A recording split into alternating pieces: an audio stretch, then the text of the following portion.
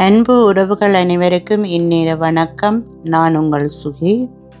என்னுடைய சுகி விலோ தளத்துக்கு உங்கள் அனைவரையும் அன்புடன் வரவேற்றுக் கொள்கின்றேன்.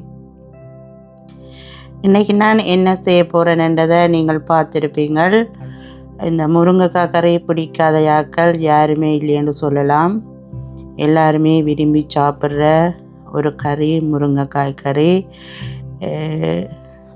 ஊரில் பிரபல்யமான எங்களுக்கு இலவாக கிடைக்கக்கூடிய ஒரு கறி. ஆனால் வெளிநாடு வழியே நாங்கள் அதிக விலை கொடுத்து வாங்கி சமைக்கிற ஒரு கறியாக இது இருக்குது. இந்த கறியைத்தான் நான் இப்போ சமைக்க போகிறேன். அதுக்கு முதல் நீங்கள் இப்போ தான் என்னுடைய சேனலை முதல் பார்க்குறீங்களா இருந்தால் தயவு செய்து சப்ஸ்கிரைப் பண்ணி போட்டு பாருங்கோ. அது எங்களுக்கும் மிகவும் உதவியாக இருக்கும், உங்களுக்கும் பயனுள்ளதாக இருக்கும். வாங்க இப்போ இந்த கறியை நான் செய்கிறத நீங்கள் பார்க்கலாம்.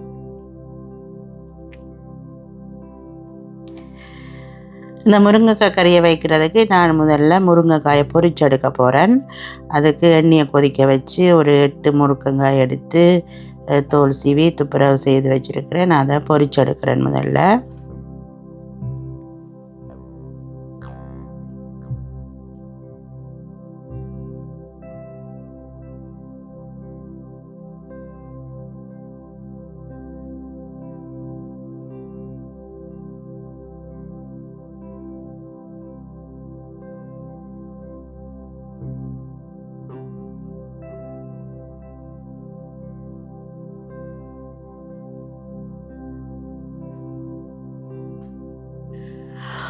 முருங்கைக்காய் அங்கால ஒரு பக்கம் பொரிஞ்சோன்றிருக்கு. நான் இதில் இப்போ இந்த கறிக்கு தேவையான ஒரு சின்ன தேசிக்காய் அளவு புளி எடுத்துருக்கிறேன். அந்த புளியை ஒரு மிதமான சுடு தண்ணியில் கரைச்சி வைக்க போகிறேன். நல்லபடியாக அதை கரைச்சி வைப்போம்.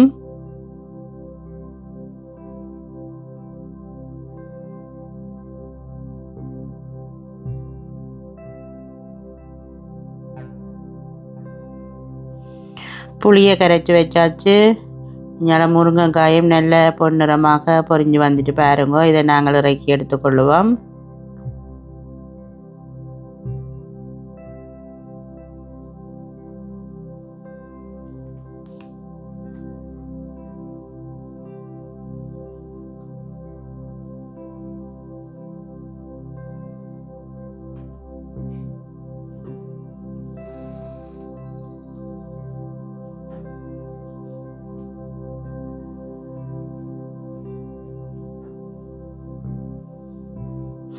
நல்ல வடிவதுக்குள்ள அந்த முருங்கைக்காய் கொட்டை எல்லாத்தையும் எடுத்துக்கொள்ளுவோம். இல்லைன்னு சொல்லி சொன்னால் நாங்கள் அடுத்த முறை போடையக்க இது கருகிடும்.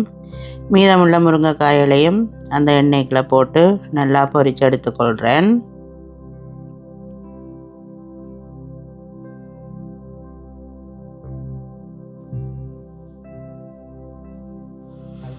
ரெண்டாம் தரம் போட்ட முருங்கைக்காயும் பொரிஞ்சது. இதை நாங்கள் இறக்கி எடுத்துக்கொள்ளுவோம்.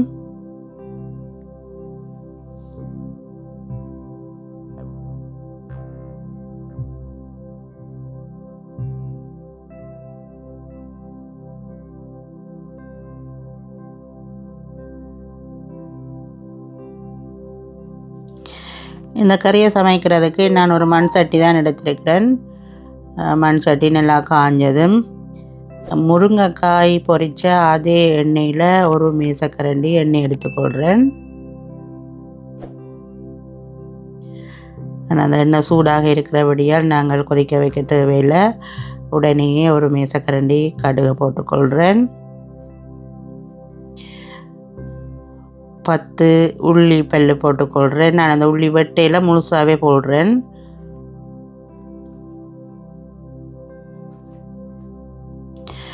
இந்த முருங்கைக்காய் கறிக்கு உள்ளியும் வெந்தயமும் நாங்கள் கூட போட்டால் கறி இன்னும் மிகவும் சுவையாக இருக்கும். நான் இதில் ஒரு 10-15 உள்ளி பூண்டு போட்டிருக்கிறேன். ஒரு உள்ளி பூண்டு எடுத்து அப்படியே உரித்து முழுசாக போட்டிருக்கிறேன். ஒரு 10-15 உள்ளி வரும்.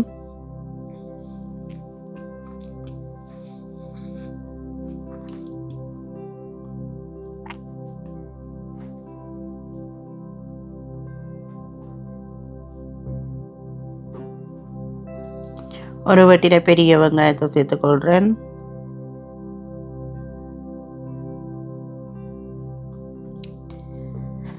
அஞ்சு பச்சை மிளகாய்,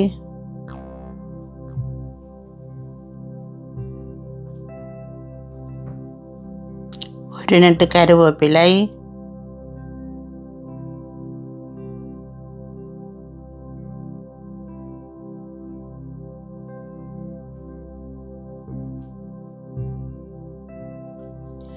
எல்லாத்தையும் சேர்த்து நல்ல 3/4 பதம் வதங்கி வரும் வரைக்கும் நல்லா வதக்கி எடுத்துக்கொள்ளுவோம்.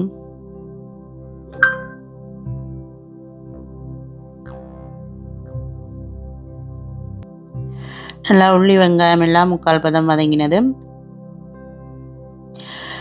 2 தேக்கரண்டி வெந்தயம், 1 தேக்கரண்டி பெருஞ்சீரகம், அதையும் கலந்து வதக்குவோம்.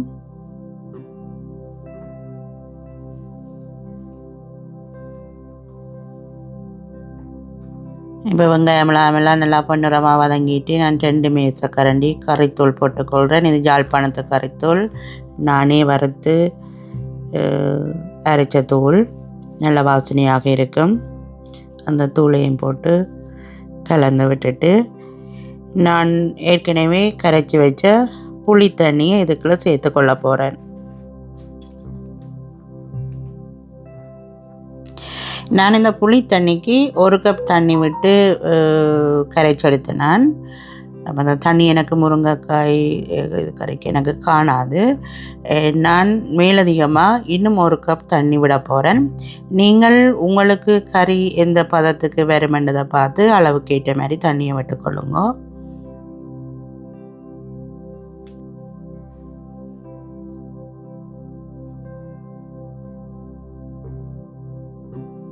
நான் இப்போ 1 கப் தண்ணி விட்டுக்கொள்கிறேன்.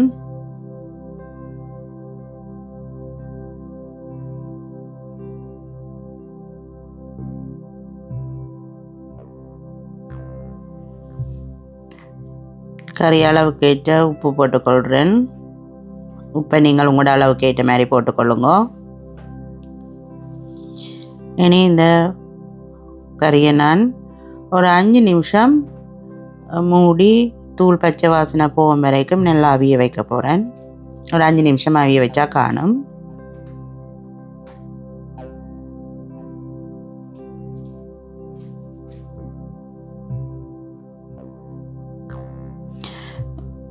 இப்போ 5 நிமிஷமாக இந்த கறியை நான் கொதிக்க வச்சு நான் நல்ல தூள் வாசனையெல்லாம் போயிட்டுது. இதுக்குள்ள நான் 1/4 கப் தேங்காய் பால் சேர்த்துக்கொள்கிறேன். நாங்கள் இங்கே பெட்டி பால் தான் சேர்க்கிறது. அது நல்ல கட்டியான பால் அண்டபடியால் கொஞ்சமாக விட்டால் காணும். நான் ஒரு 1/4 கப் பால் இதுக்கு சேர்த்துக்கொள்கிறேன்.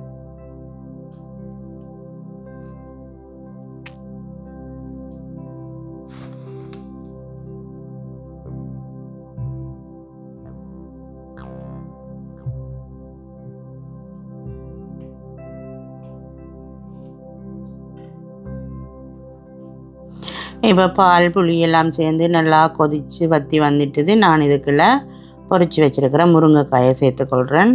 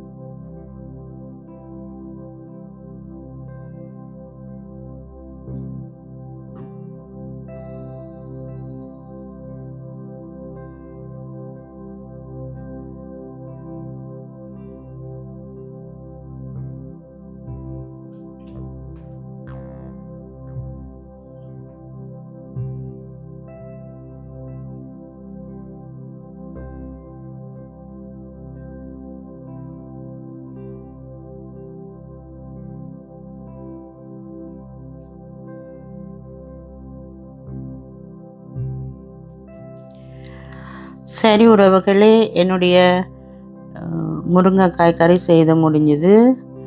பாருங்க அப்படி எண்ணெய் திரண்டு அப்படி வந்திருக்குன்னு சொல்லி மிகவும் சுவையாக இருக்கும். நீங்களும் இதே மாதிரி செய்து பாருங்க.